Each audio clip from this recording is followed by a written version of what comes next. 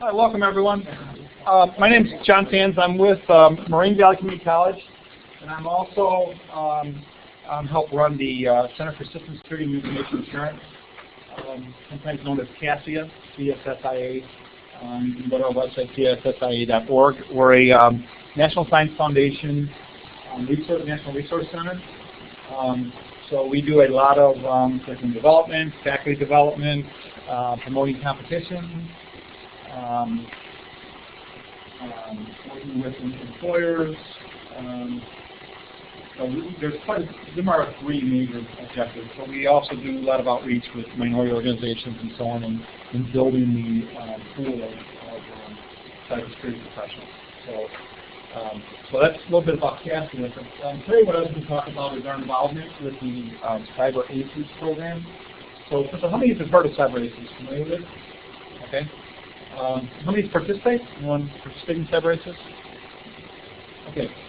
Well, I'm going to go ahead and give you a little overview of it and then talk about what we're doing.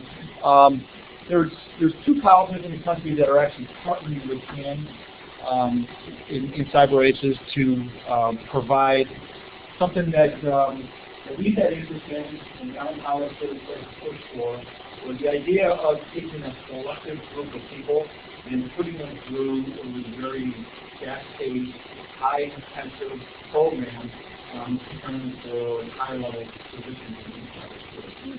So we thought it was sort of interesting. It was something that we had some interest in. Now, we also had interest in working with a lot of our returning veterans. So we sort of merged the two, and we went to the National Science Foundation, and we were able to secure an eager grant to run our camp. And the group in New Jersey, we did it. Okay. So that's how we were able to tie some of these things together. We put a proposal in about a year and a half ago, and our camp is up and running now, and I'll give you some stats and so on what we're doing at the camp itself. But anyhow, the idea behind the Cyber ACES is that Alan Pollard came up with this concept initially of, what if we had some type of open competition out there that we could use as a big net, right? To find people who had the potential and the capabilities of receiving higher end training or ultimately being placed into the cyber workforce. So basically what they did is they came up with this Cyber ACES program, and it really consists of four things. So the first thing it is that they've basically taken several of their courses that they teach through the SANS Institute, and they've made them available free for any student. So when I'm here today, this is my main reason I'm here today, is to let you know about this. So it starts in every September. There's actually 3 courses. We'll get into some details in this in a little bit. And then there's actually quizzes and exams that students can take to participate in this. Anyone taking the courses? No? I mean, they're really high quality. They're the same courses as SANS teaches. Right? So they're actually the fundamental one, and then there's a networking and an operating system course. But they're really high quality courses that can really supplement what you're doing in the classroom, and that's how we're using it. Right? We're actually making them a part of our graded calculations in our classes, in our advanced cyber classes at the community college, and we're making every single student go through these. Right? And one of the things we've been able to do in Illinois is to get the majority of the community colleges across Illinois to participate as well. So we've got about 40 of the 50-some community colleges in Illinois participating. In fact, last year we had the highest state number of participants in the Cyber ACES program. So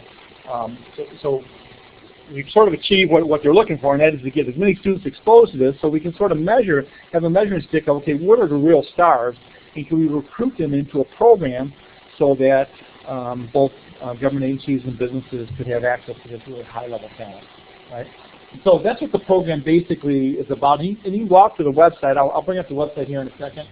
But basically, you can have your students register for the courses. It's self-paced. They can go through the courses themselves, and they can take the quizzes as they go along. And then afterwards, they have an exam that they can participate in. And the idea is we have this little funnel that we're going to try to identify as the best of the best, right? So that's a little bit what the program is about. Again, the goal is to help grow the talent pool and accelerate the rate at which skilled cyber professionals can enter the information security industry. And we're trying to push that further in that at some point the best of the best can get in some type of accelerated programs. I'm a big believer in that, and we're really going to push that from here on out. We're going to have accelerated programs for our participants, whether they're NSF funded or not. And we've had a lot of interest and support from local businesses. And I'll share with you some of the companies that have both volunteered to hire students that complete this program, and have also sponsored some of the events that are associated with it.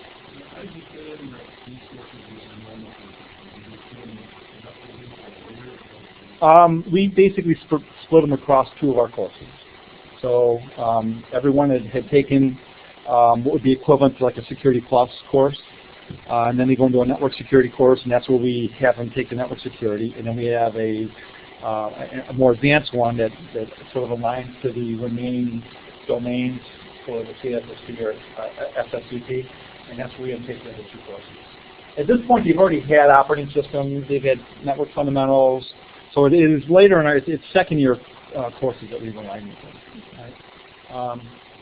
You know, and at first we thought, you know, the workload and we've got a lot of complaints in it, and really we have not seen, you know, much at all as far as complaints of students going through this. In fact, most of them feel that the materials are really worth going through and have helped them in preparing for employment. So. Are these graded or they're they're graded. Yeah, they're graded. So basically, what we do with these quizzes then. Oh, by the way, you can take these courses with the quizzes or without the quizzes. Right. At the beginning, the idea was everyone had to take the quiz and so on, but they really want schools to start to participate with this, so they made it available both ways. The students don't necessarily have to take the quizzes. However, by taking the quizzes, they are eligible to, in our case, participate in a state final. So we took the top 125 scores, and we invited them to a weekend event where they basically competed in a full-day competition at the school, and we awarded prizes to the winners, and we had sponsors there, and so on.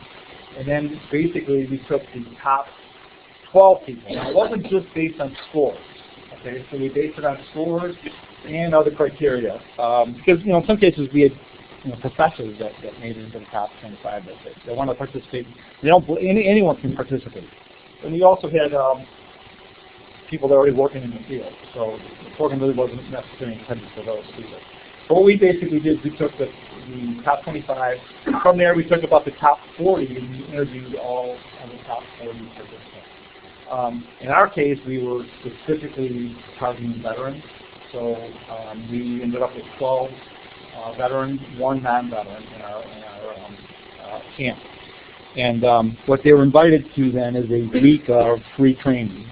The top 40 were invited to a week of free training offered by SAM, and then the top 12, or 13 actually, in our case, we're actually providing 1 year of really intensive training with their certifications paid for, and ultimately if they complete all 7 certifications, they're guaranteed a job with one of the local Fortune 50 companies that they qualify. No. Okay, and I'll get into that in a second. Now, originally this was all based on SAM's curriculum. So what we wanted to do, we went back to NSF and said, what if we took the same group, and we talked to SAM's with this as well. We said, what if we took some of the curriculum that we've developed through the National Science Foundation, and we took some of the SAM's curriculum and sort of built a hybrid program. And that's what our students are going to do. So to give you an idea, our students, it's a year program, and we send them through Security Plus as the first certification that they did. We already had, out of 13, 3 already had the certification. By the way, 8 of the 13 already have security clearances, because they're all veterans. So 8 of 13 already had security clearances. Most of them, we have companies already that want them. Then we brought them through CCENT, Cisco CCENT, and Cisco sponsored them. We gave them basically test vouchers to take the CCENT exam, and then to take the CCNA security exam. So there were 2 Cisco certifications that were associated with this as well. And then from there, we're going to do the CASP certification, which is the Advanced certification with CompTIA. I'm doing a session about that, and I can share some of the materials that we're using for that at 3:30. Okay. And CompTIA donated all the vouchers for them to take the CompTIA exam. And then the last three are the SANS courses.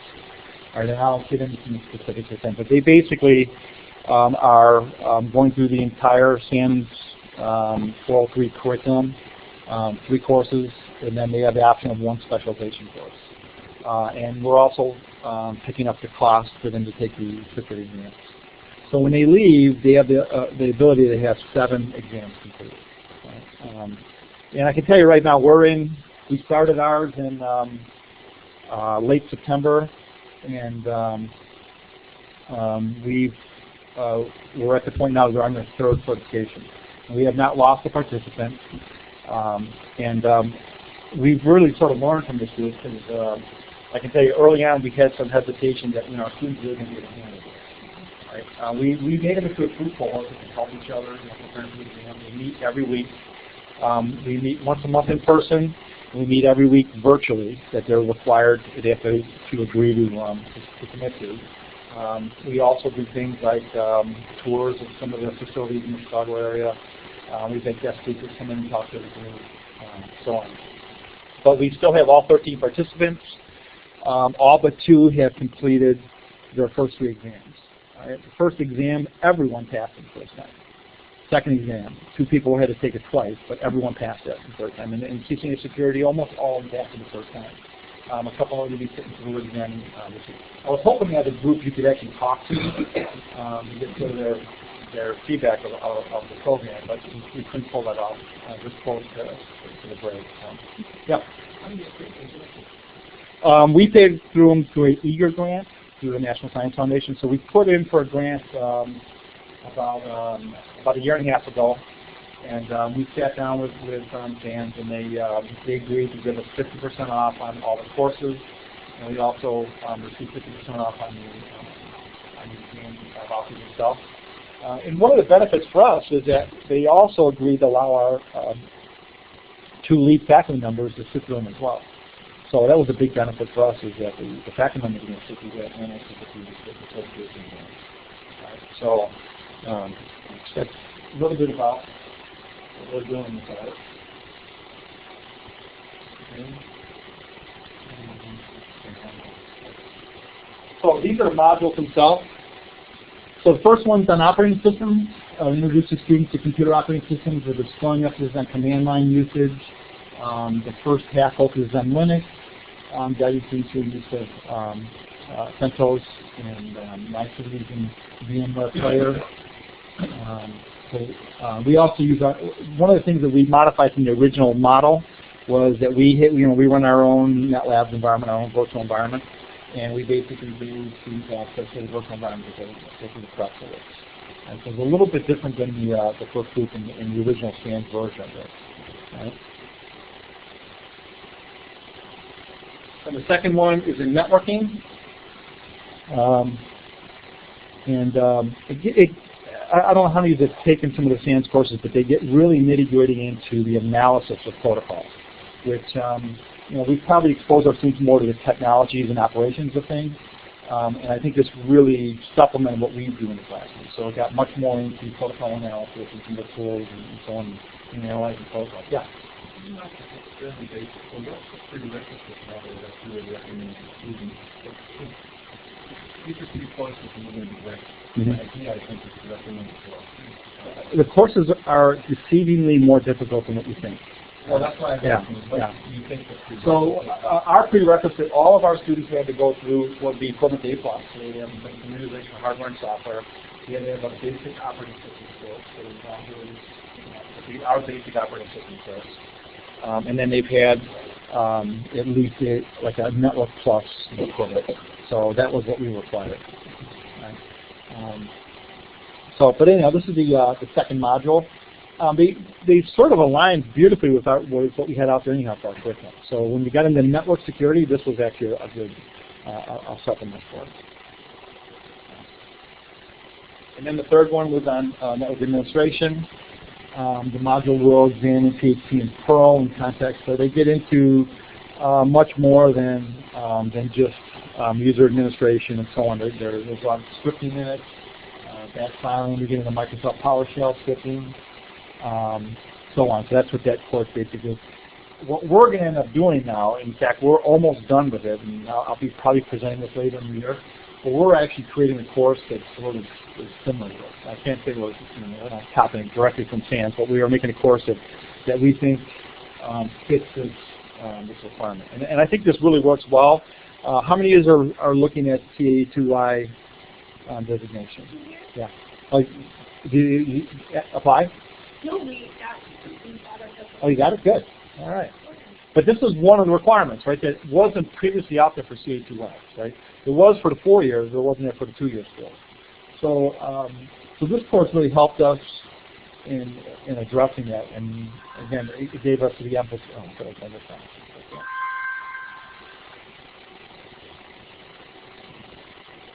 But it gave us motivation to actually complete this course, and we'll have.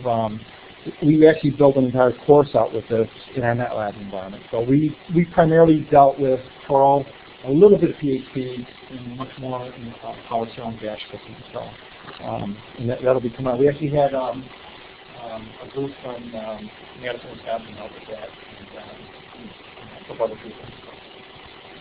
All right.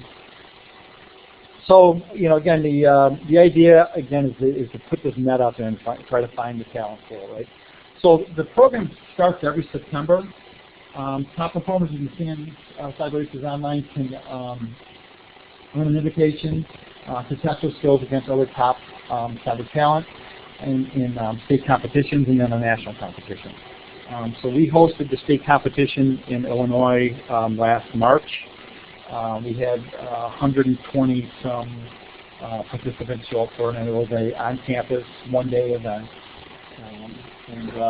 We actually had really good press on it, and you know, in Illinois we actually had the Governor's Commission on Cyber Security. All 4 of the members of that commission were there to support the event, so it was a good deal for us. Competition's free.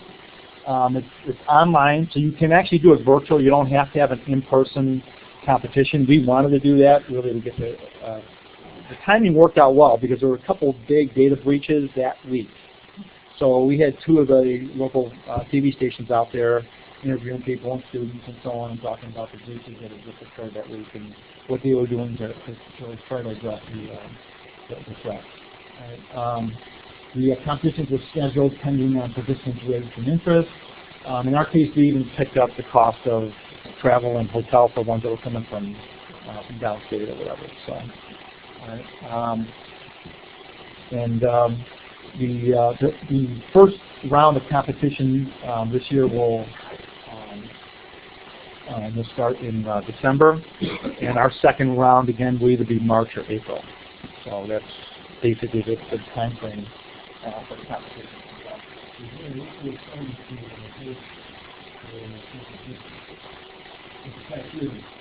To host one?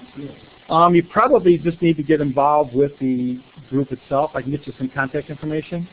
I think there's 7 around the country. I think there's 7 different. The Cyber 8, Governor's Cup. Because a lot of states have combined. They're doing, right? Yes. Yeah, but, well, it is sort of confusing with all the competitions because they also have the CCD, the U.S. Cyber Challenge that they run as well, right? But to get involved in hosting one, I could probably put you in touch with someone and see if they need someone in your region to host one. I can tell you they're trying to lean more on doing them virtual, unless they have a lot of support at the state level that'll pick up things like travel costs and stuff like that. And they have an institution that wants to actually host it, because we basically volunteer to stage, and there's really no cost on it.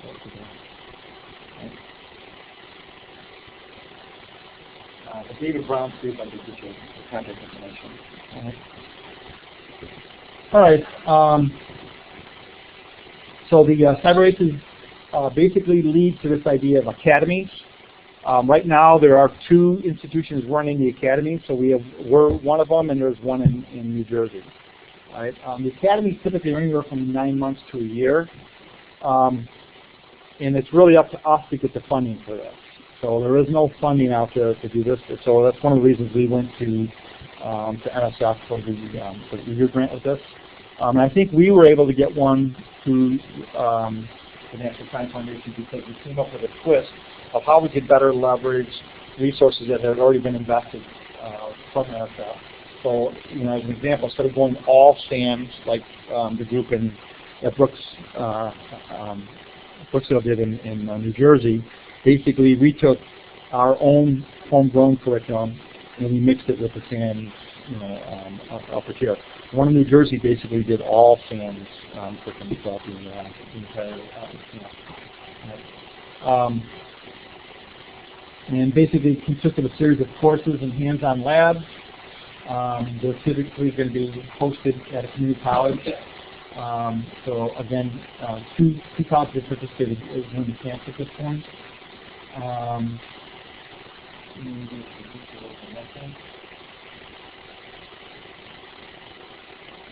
The enrollment basically is online, and I'll show you the website for it.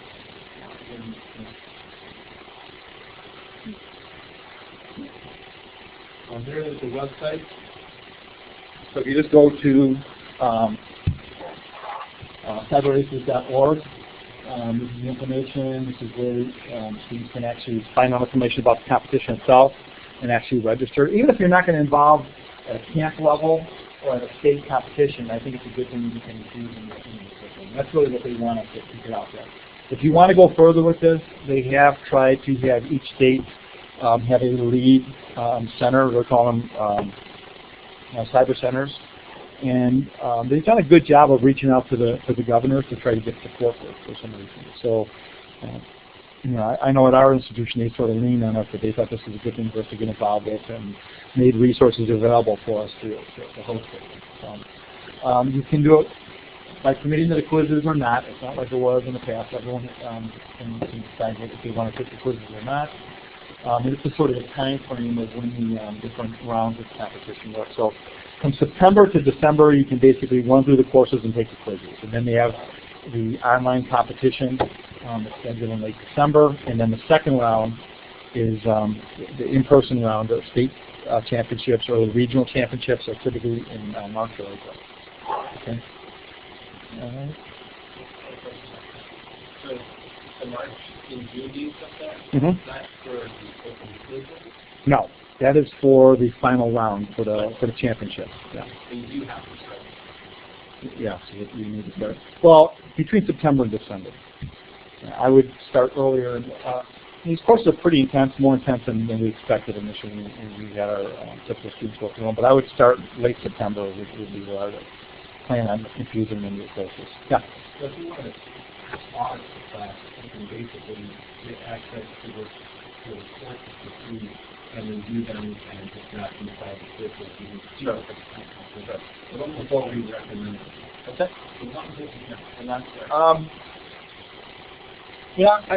There's been discussion about making these available to faculty and so on year round, and going sort of through where they fit, how to get students involved, and so on. They really want to have a continuous pool of students taking this every year. So, if you're interested in previewing it, you can probably get your access to it. Of course. We meet on a quarterly basis, but I'll give you my information in the chat here, and I can get some information on who is David Brown typically runs this, so he's the person that we consider. Yeah.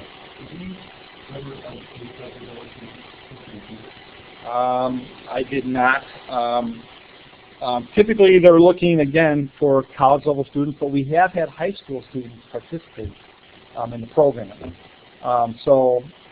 We don't have any high schools themselves participating, but we've had some. The students can do this without being. It doesn't have to be formal within the school itself. So we had several high school students that participated in this in Illinois. And we actually interviewed some of them, actually scored high enough. They were in that top 40 that we interviewed them to be part of the cohort. And I can tell you both in our case and then in the case of New Jersey, we didn't have any high school students qualify for the camp itself. Right? But they are eligible. There are some issues with if they go through the camp, we try to guarantee them employment. So it's tough to guarantee high school students full-time employment. So that's part of what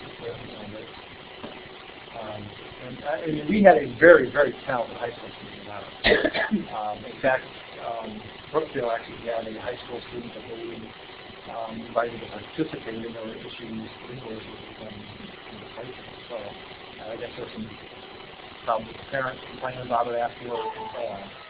But the camp-wise, we really have limited it pretty much to adult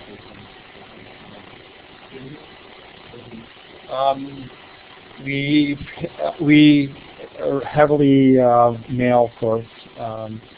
In the top 40, we had 4 females placed in the top 40. None of them made the camp in our camp. None of them made the we're hoping that it's a change to our program and program. So.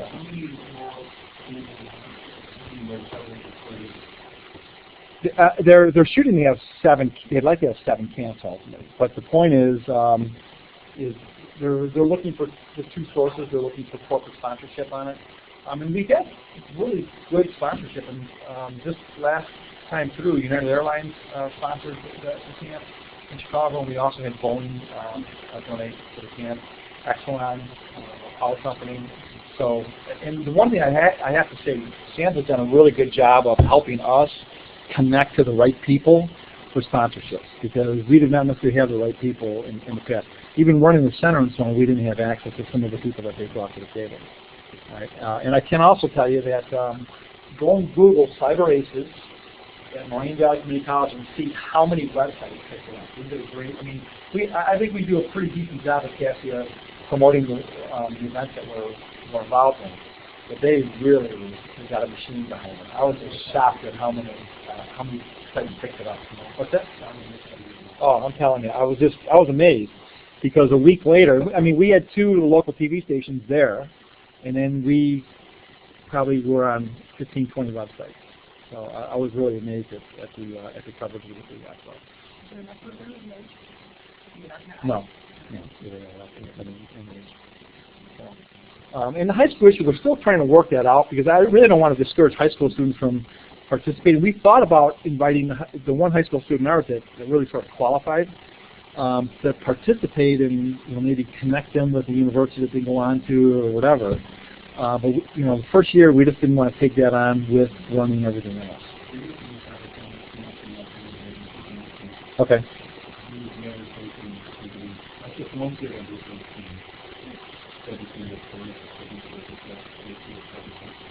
Okay. I'll tell you the one thing I'm pretty happy about is that out of the 13, I'm really looking at 4 of them. I'm going to ask to come back as adjunct faculty members, because some of these people are really sharp, have already worked in IT. Some had some security background. They weren't necessarily security professionals, but they had some background. But we had some really talented programmers, some people that were talented in network administration and so on.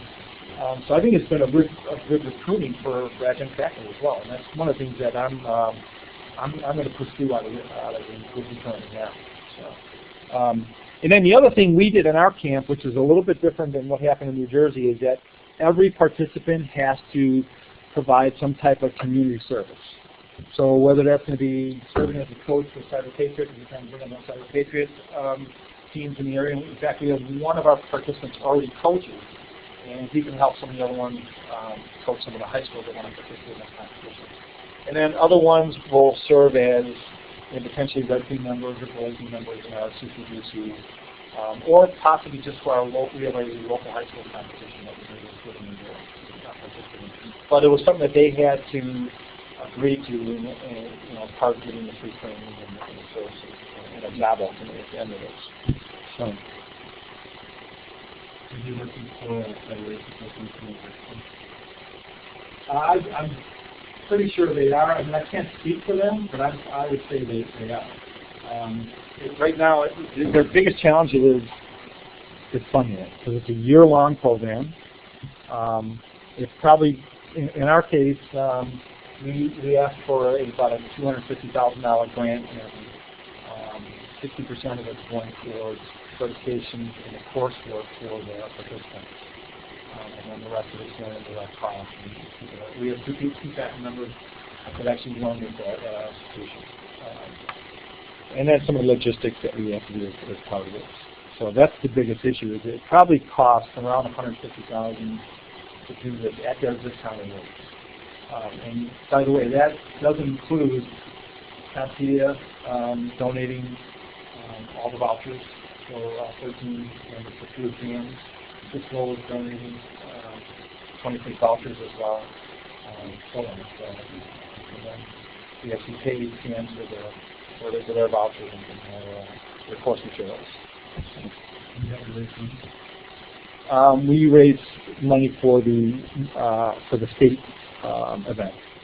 So actually, the money we raised for the state event covered the state event, and it also covered like we have them come in once a month, and we're using that money to pick up their mileage and their housing when they come in over the weekend.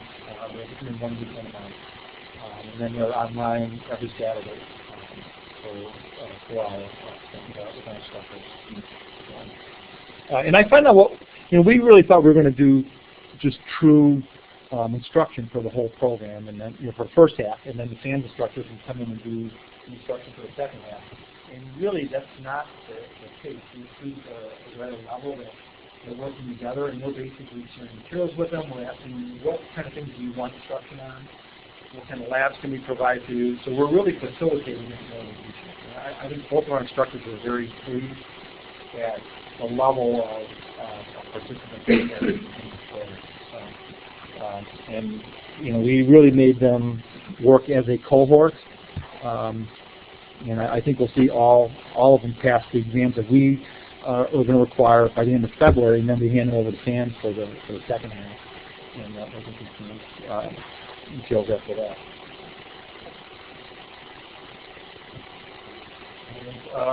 These are some of the logistics on the academy itself. This is what we're making them commit to.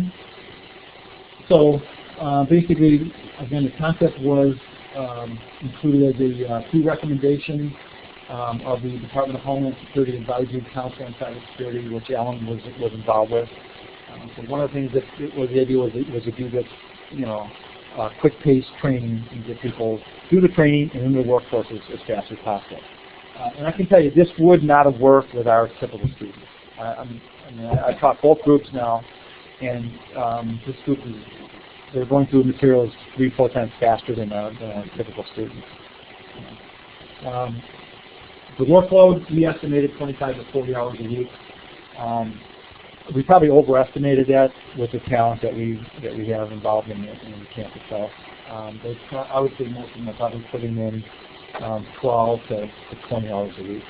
But we're basically having commit to 20 to 40 hours a week. Duration, ours, originally they talked about a 12 to 18 month duration.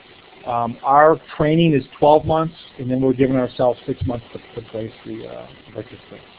I can tell you we've already got 3 companies. Each one of them has committed to a couple of the participants. And one of these we've done is invite companies to come in and be involved in events that we're doing. So we'll have cyber challenges with them. We'll have them doing design projects, presentations, and so on. We've invited members of our advisory committee and local business participants to come in and meet the group, and they have been extremely impressed. In fact, in some cases, we want to hire them on the spot. We have to hold that, so protected against losing these participants before they complete the program.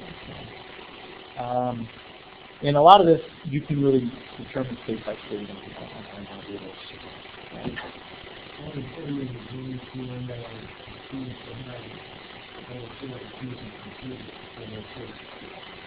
That's a requirement. If they don't complete the program, we don't guarantee them employment. So we're requiring that they all complete all phases of the program. And I can tell you, New Jersey's group has already completed, their first group has already completed, and 10 of the 12 have already completed all of the certifications.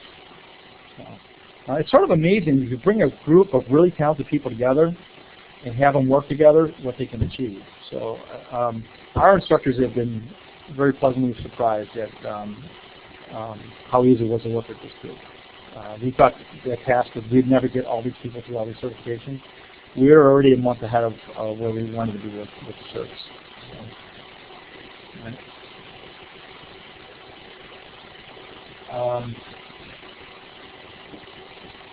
So, the SAM component of it, they have, it really goes towards their certification model. So one of the things that we offered our students, they have 3 different specialization tracks that they can take. So we had to take 2 of the fundamental courses, and they could pick one of the courses in specialization, like forensic, network, penetration testing. Actually 4 now. We have like 4. So 4 areas of specialization that they can pick from. I'm not sure how that's going to work, though, because as this starts to scale, it's one instructor that stands right now basically doing most of the instruction, which is our students. So I don't know if it's going to scale out to be all 4 specializations. We sort of encourage most of our students to go into one or 2 specializations.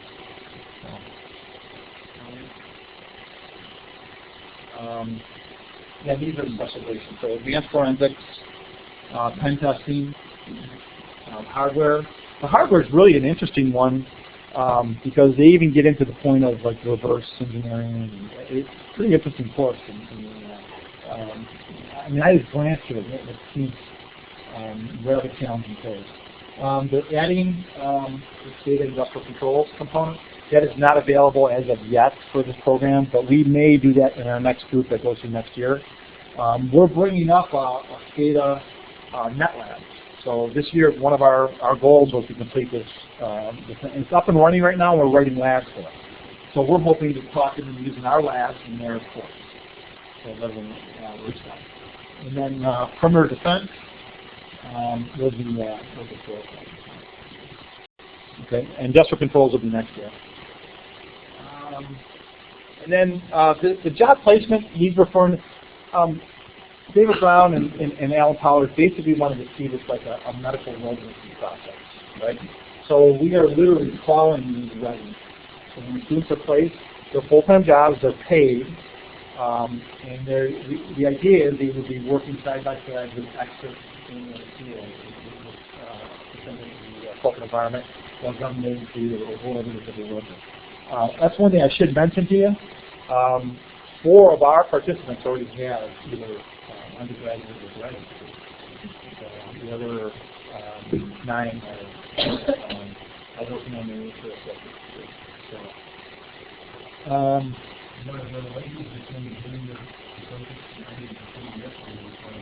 No, there's no linkage. Of course, we try to make that linkage. Most of them had at least started an associate's degree. And so one of the things that I found really interesting in this program is that quite a few of our participants are from other community colleges that have cyber programs.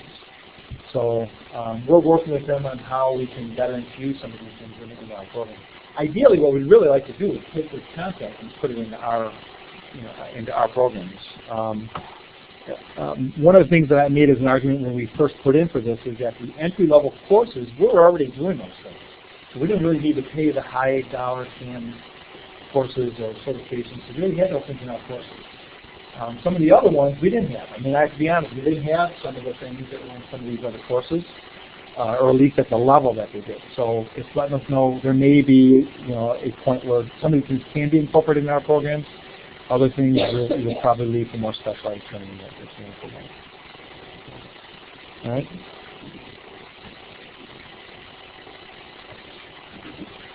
And this is sort of the theory of this is that we're going to measure their central knowledge and development through the mass participation in this online competition.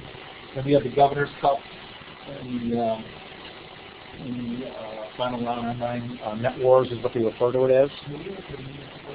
Yeah. It's it's a virtual environment just like everyone else is using. I don't think it's that much different than we're doing in the other, the other competitions. I think it's sort of interesting the way they do it. They bring basically the way we run ours. We have a huge auditorium that we put it in. We had 120 students there participating live, and you can literally watch the scores that we were competing today and see the video finalists and who won the competition.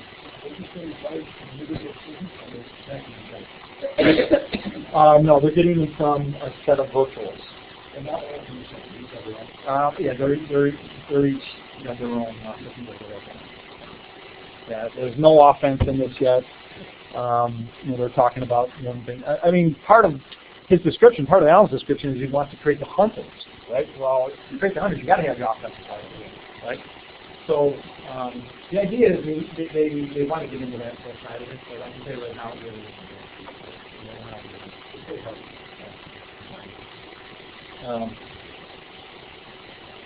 And again, ultimately, there's two non-direct. And then this is New Jersey curriculum. So they basically, as you can see, they basically use SANS curriculum with entry-level courses from SANS to present. So they have field configurations, a pen testing course, and then advanced forensics. I was hoping to have Mike here to talk a little bit about this. This is a little bit different than ours. And they actually use some of their college courses with the SANS material in teaching, their elements. So, yeah. In this way, you look at you as a qualifier. And after that, you're taking courses to do more competition? No. Once we're in the camp, we're not. I'd like to recruit some for our PCG team or but there's no requirement for the competition. So, like I said, most of ours, though, will be coaches or play some role in some of the local competitions that we're running. But there's no requirement that we do that.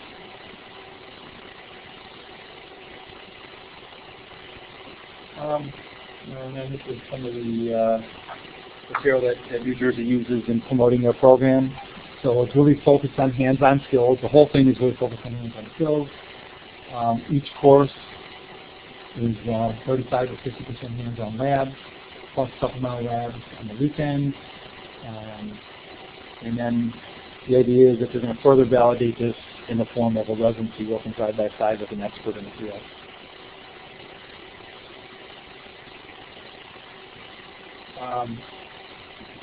And one of the lab environments they use there is they have a simulated little city that they're incorporating things like SCADA and traffic control and things like that. So it's one of the things that the jury is working on. Brookdale is in college out there. And hoping that Mike's here, but here's Mike. He's spoke here before, hasn't he? You guys might hear before, haven't you? And then these are their participants. I believe so. I don't know.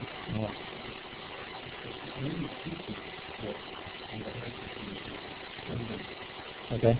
Yeah, I don't know. I really haven't been out there for their group. But that's their group.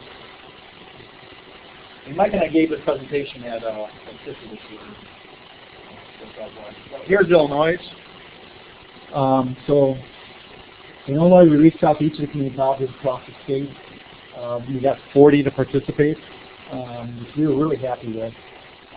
We have 40 community colleges across Illinois that have something inside it.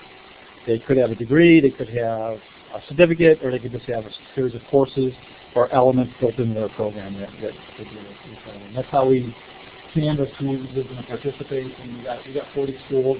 We had 380 participants last year. So, again, of all the side races, competitions, Illinois had the top number of participants. So, and then these are the ones in the Chicago area.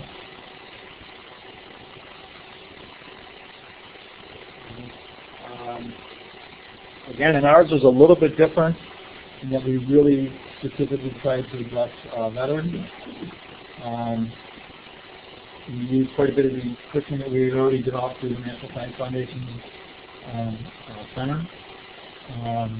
We meet weekly with our group, and basically the way our group meets is that they meet every Saturday from 9 till 1 with our instructors, and they meet every Wednesday night with their cohorts. And we broke the group up into 4 cohorts, and we give them different projects and so on that they work on as they went through the coursework.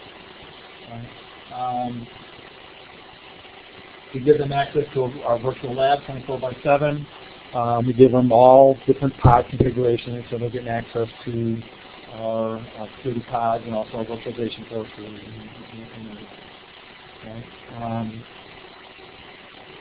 And then we've had multiple sponsors helping us with this project. So we have one of the instructors is a engineer for Argonne National Labs, works with the Nathan Evans, and Nathan's been around quite a while in the cyber area. He helps us with the program. Dell SecureWorks and Archon have been big supporters of this. In fact, Dell SecureWorks and Archon both have been have stepped up in residence with them. And then CompTIA. Oh, no, I forgot. We're doing a Linux certification with this as well. So we're doing the Advanced Linux Professional Institute certifications as part of this as well. And then Cisco Systems, we're doing CSense and CSense Security. And of course, NSF is completing the CA easily.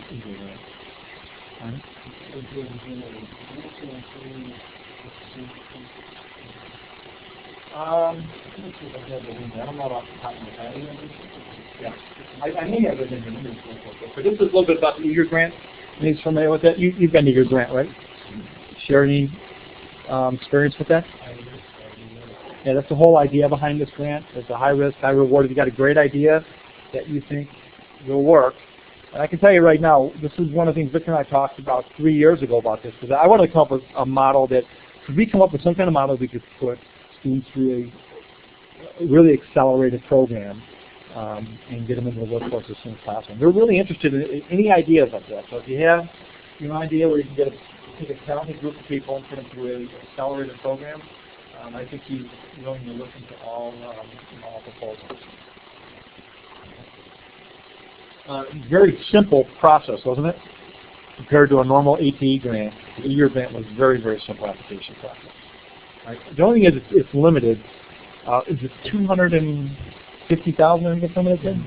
Or 300,000 some of it? So that's the limitation. It's not going to be as big as some of the ATE grants. All right?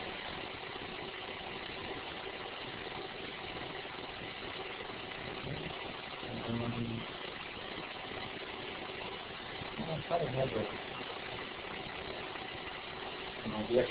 can give it to you afterwards if you want. I can pull it up and show you which actual course is in. Any questions on programs? Yeah. I noticed that you did a Yes. Yeah, you have to register to participate. Yeah, take the quizzes and actually participate in the competition. That's how the quizzes have always been. Yes. Yeah, they kind of, December 5th, I think, was the last day.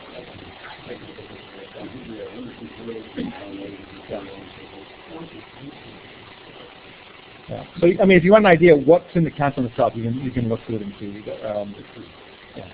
Well, I don't know about that. Some of it's more advanced it's more advanced than we taught in some of our courses. I can just say that. So, some of the things in the network course and the operating systems course were above and beyond what we taught in some of ours. We've incorporated them now, after seeing some of the things that they went on. Again, some of the advantages of participating with this, it brought some recognition to the program. It allowed us to get our faculty members to go through some of the advanced SANS training and to get the advanced SANS certifications.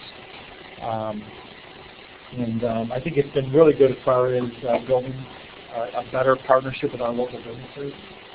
SANS has got a great outreach, and even in our own backyard, we've brought connections that we hadn't had in the past. That was a big advantage for us. And then the other thing I think is, in our case, I thought we were really going to service and reaching out to veterans in the area. And something to get back into the profession as, you know, as a workforce now, you know, community. All right. Any other? All right, so that's the program, and again, they're interested in growing it. So if you want to participate next year, I think it's worthwhile, and I think your students, you know, get something out of it. All right.